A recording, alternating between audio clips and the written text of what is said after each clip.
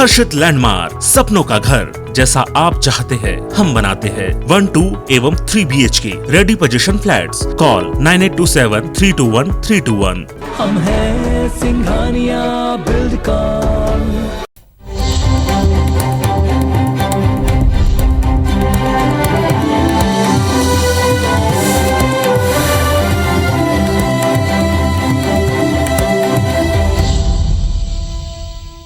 नमस्कार, स्वागत है आप सबका। मैं हूं पुनीत पाठक और आप देख रहे हैं मेरा मध्य प्रदेश।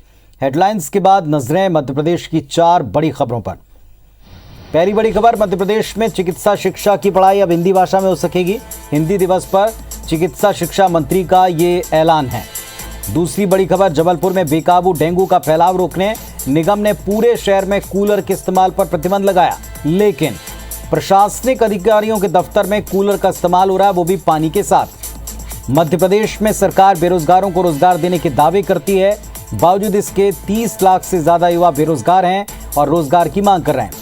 इस समय मध्य प्रदेश में मानसून सक्रिय है। प्रदेश के लगभग सभी जिलों में भारी से लेकर मध्यम बारिश के आसार हैं। 24 घंटे के लिए कई जिलों में भारी बारिश को लेकर रेड अलर्ट भी है।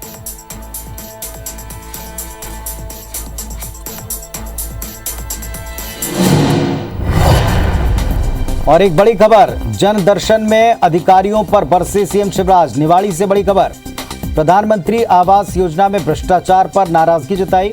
तत्कालीन सीएमओ को मुख्यमंत्री ने सस्पेंड कर दिया। सब इंजीनियर अभिषेक राजपूत निलंबित हो गए। संबंधित अफसरों की ईओडब्ल्यू से जांच के निर्देश दिए गए। तो निवाड़ी में जन दर्शन के दौरान अधिकारियों पर मुख्यमंत्री तल्ख नजर आए। पीएम आवास योजना में भ्रष्टाचार पर नाराजगी जताई। तत्कालीन सीएमओ को सस्पेंड कर दिया। सब इंजीनियर अभिषेक राजपूत भी सस्पेंड कर दिए गए और ईओडब्ल्यू से इन अफसरों की जांच के आदेश हो गए।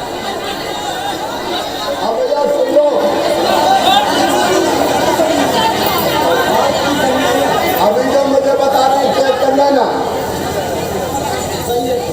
कोई उमा शंकर सीएमओ था और कोई अभिषेक राजपूत उपयंत्री था, ये बता रहे हैं लोग मुझे। सही है क्या?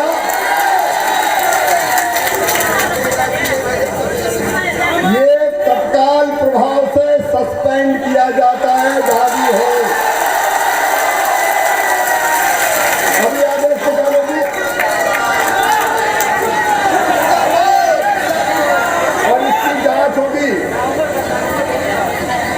और केवल सस्पेंड नहीं, आर्थिक अपराध अन्वेषण ब्यूरो को जांच देके जिसने पैसा खाए हैं जेल भिजवाऊंगा, मानूंगा नहीं। सीएमओ कौन था? और विवेक पटैया सहयोगी हमारे साथ में जुड़ गए हैं। विवेक, मुख्यमंत्री का तल्ख अंदाज मंच पर नजर आया, बताएं इसके बारे में। देखिए, एक अपने आप में काफी रौद्र रूप यहाँ पर मुख्यमंत्री शिवराज सिंह चौहान का दिखाई दिया है। लंबे अरसे के बाद वो मंच पर इस तरह अधिकारियों को फटकार लगाते नजर आए और एक्शन में नजर आए हैं। आज निवाड़ी जिले में प्रतिपुर विधानसभा क्षेत्र में जन दर्शन कार्यक्रम में मुख्यमंत्री का ये रूप दिखाई दिया, जब उन्होंने मंच से लोगों से पूछा कि प्रधानमंत्री आवास योजना के आवास मिले हैं या नहीं मिले। तब लोगों ने एक स्वर में कहा कि आवास नहीं मिले। तब तत्काल मुख्यमंत्री ने अधिकारियों से ये पूछा कि ये बताइए कि उस वक्त कौन इंजीनियर था, कौन सीएमओ था जब ये मकान बने थे।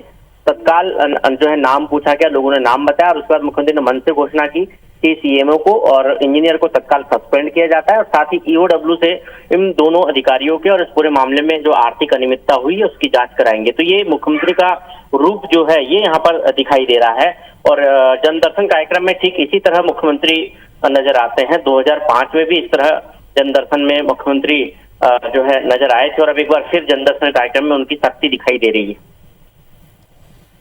चलिए, तो जन दर्शन कार्यक्रम निवाड़ी में अधिकारियों के ऊपर मंच पर ही नाम लेकर बरसे, सस्पेंड किया। ईओडब्ल्यू से उनकी जांच कराने का निर्देश भी मुख्यमंत्री ने दिया है। निवाड़ी में जन दर्शन कार्यक्रम में मुख्यमंत्री का अधिकारियों के ऊपर ये एक्शन नजर आया, तल्ख तेवर नजर आया, क्योंकि जो काम था जन दर्शन में अधिकारियों का, उन्हें उस काम में कमी पाए जाने पर तुरंत उन्होंने फटकार भी लगाई और आगे उस पर कार्रवाई कर दी। पीएम आवास योजना में भ्रष्टाचार के ऊपर नाराजगी थी। शुक्रिया आपका इस जानकारी के लिए।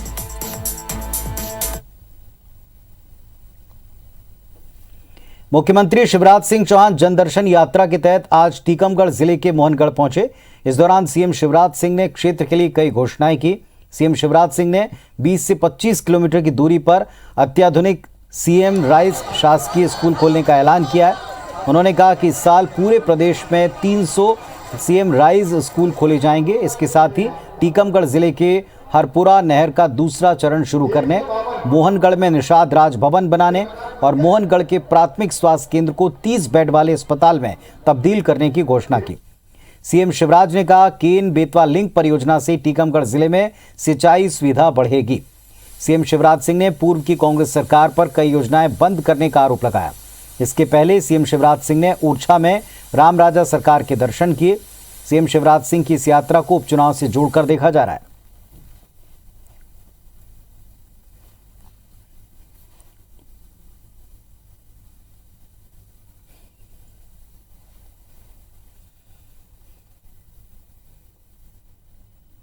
पार्टी ने तय किया है आप बच्चों को पढ़ाना, अच्छे नंबर लाके अगर मेडिकल इंजीनियरिंग कॉलेज अच्छे में एडमिशन होगा बड़े, जिसमें बहुत फीस लगती है 8-8, 10-10 लाख रुपया साल, तो आज कह के जा रहा हूं उनकी फीस उनके माता पिता नहीं भरवाएंगे, मामा शिवराज सिंह चौहान भरवाएगा। मध्य प्रदेश में कांग्रेस ने चुनावी तैयारी तेज कर दी है। प्रदेश कांग्रेस अध्यक्ष कमलनाथ ने पार्टी के सभी विभाग और प्रकोष्ठ को आर पार की लड़ाई के लिए तैयार रहने का निर्देश दिया। इसी कड़ी में कमलनाथ ने कांग्रेस के 22 प्रकोष्ठ के लिए अपने विश्वस्त जेपी धनोपिया को समन्वयक नियुक्त किया है। इसके पीछे पार्टी का मकसद है बीजेपी सरकार की कथित जन विरोधी नीतियों के खिलाफ चुनाव से पहले तगड़ा माहौल बनाया जाए। हाल ही में कांग्रेस के परिवहन प्रकोष्ठ के साथ हुई बैठक में कमलनाथ ने यह निर्देश दिया कि महंगे पेट्रोल, डीजल, माल भाड़े और पुलिस की अवैध वसूली के खिलाफ परिवहन प्रकोष्ठ जिम्मेदारी से आवाज उठाए।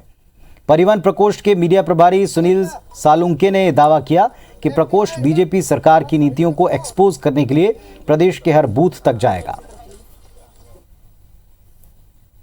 परिवहन व्यवसाय से जुड़ी हुई समस्या जैसे पेट्रोल डीजल की वृद्धि को उकेरने के लिए एक साइकिल यात्रा सीहोर से लेकर भोपाल तक निकाली गई थी, पहली बात।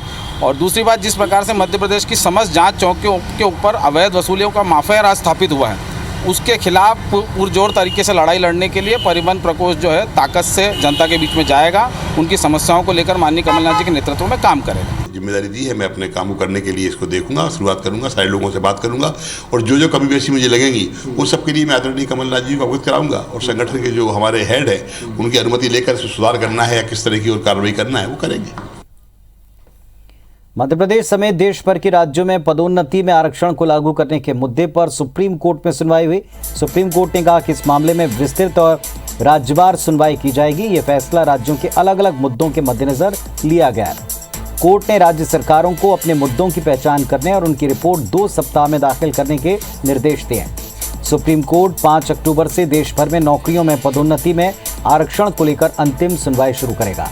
केंद्र और राज्य सरकारों ने रिजर्वेशन इन प्रमोशन के मुद्दे पर तत्काल सुनवाई की मांग की। इस मामले में 133 याचिकाएं देश भर से दाखिल की गई। सभी याचिकाओं में राज्य स्तर पर जटिल समस्याओं को उठाया गया।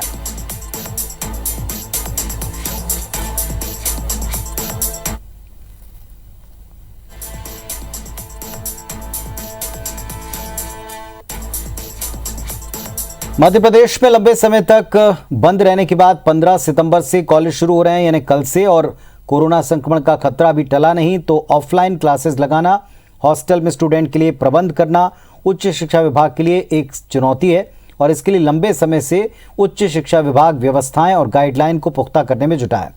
कॉलेज खुलने के बाद क्या खास व्यवस्थाएं रहेंगी, इसको लेकर प्रबंध किए जा रहे हैं।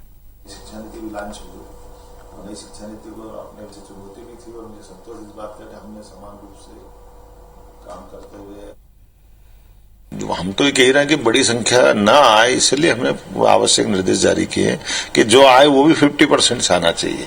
तो आवश्यक कोरोना की गाइडलाइन का पालन करते हुए धीरे धीरे हमको सामान्य जिंदगी की तरफ बढ़ना पड़ेगा और उच्च शिक्षा में भी हमको इस दिशा में आगे ले जाना पड़ेगा कि जिनका ग्रेजुएशन होने वाला है, स्नातक जिनके। मध्य प्रदेश में 20 सितंबर से प्राथमिक स्कूल भी खुल जाएंगे, यानी 1 से 5वीं तक। स्कूल शिक्षा विभाग ने 1ली कक्षा से 5वीं तक की क्लासेस ऑफलाइन करने का फैसला किया। ये कक्षाएं स्टूडेंट की 50% उपस्थिति के साथ संचालित हो सकेंगी। कक्षाओं में कोविड प्रोटोकॉल का पालन करना जरूरी होगा। हालांकि जिला क्राइसिस कमेटी स्थिति के मुताबिक क्लासेस शुरू करने पर कोई फैसला लेगी। इसके साथ ही कक्षा 8वीं, 10वीं, 12वीं इनके 100% विद्यार्थियों के लिए हॉस्टल शुरू हो सकेंगे।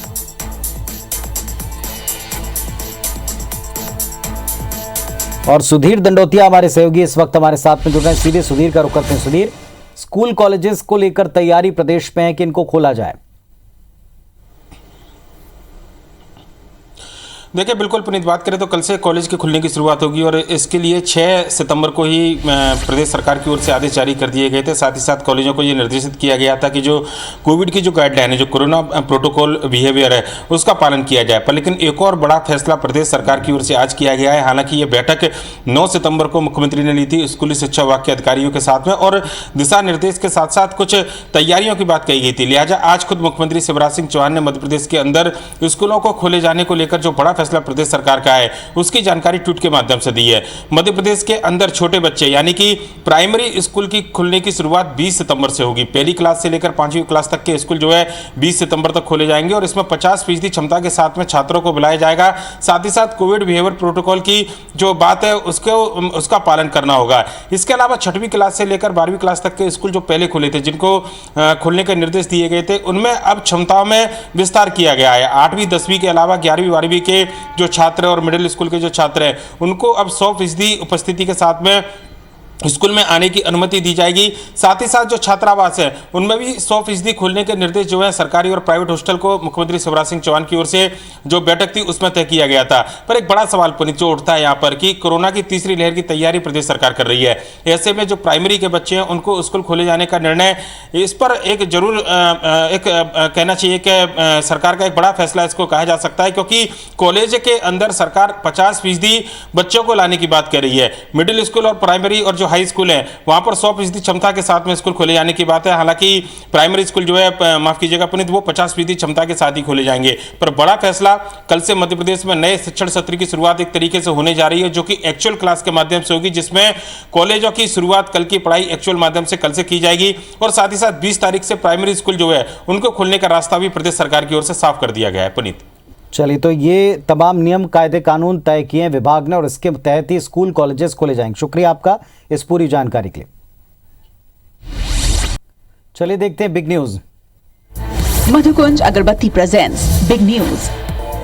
अगरबत्ती हो तो मधुकुंज।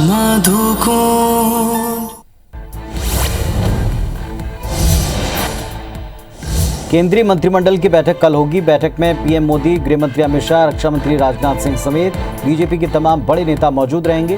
बैठक में कई अहम मुद्दों पर बातचीत होगी।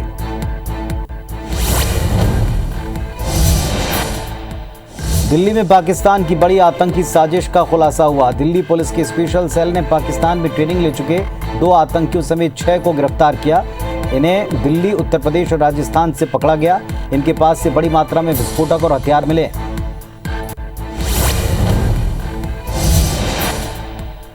जम्मू कश्मीर के पुलवामा के मेन चौक पर आतंकियों ने पुलिस दल पर ग्रेनेड फेंका। हमले में 3 नागरिक जख्मी हो गए। आतंकियों ने पुलिस बल को निशाना बनाकर ग्रेनेड फेंका, लेकिन निशाना चूक गए और इस वजह से ग्रेनेड वहां खड़े नागरिकों के बीच गिरा और ब्लास्ट हुआ। घायलों को अस्पताल में भर्ती कराया, उनका इलाज जारी।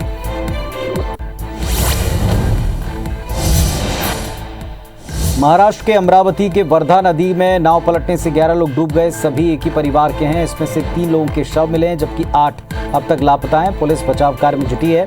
पुलिस के मुताबिक ये परिवार नदी किनारे धार्मिक अनुष्ठान करने के बाद वापस लौट रहे थे। नाव में 11 लोगों का वजन उठाने की क्षमता नहीं थी, वो पलट गई।